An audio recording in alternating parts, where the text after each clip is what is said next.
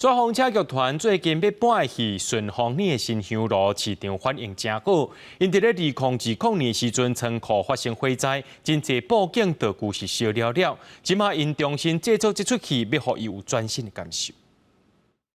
我们这么认真干嘛？哎，不是啊，人家有烧香拜拜，我们神明当然要回应嘛。啊，他们烧香是给妈祖娘娘的，又不是给我的，我又没有香炉。 因为顺风耳的无要无紧，新将陈立干甲顺风耳救难失败。左风车剧团的戏《顺风耳的新香炉》，描写顺风耳唔甘愿无家己的香炉，离开妈祖庙找找属于伊的香炉。希望有人膜拜他，可是他自己身上有一些缺点，然后经过旅程之后，发现并不是每一个人都一定要有自己的香炉。台湾基本上是一个综合喧哗。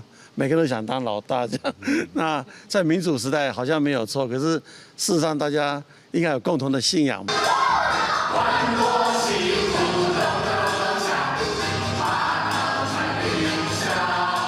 这条同人仔的庙会书是作家李栋写的，这出戏就是为李栋的同名小说改编，伫2015年头一摆演出。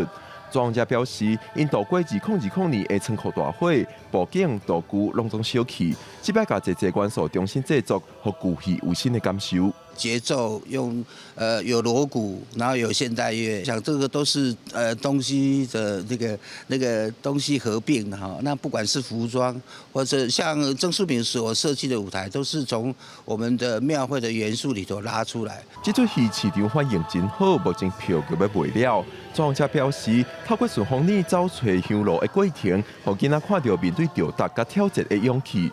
这摆的表演场地台北城市舞台，拄好40周年大翻新，也透过这出平安大戏来开幕。记者郭文成、由台北报道。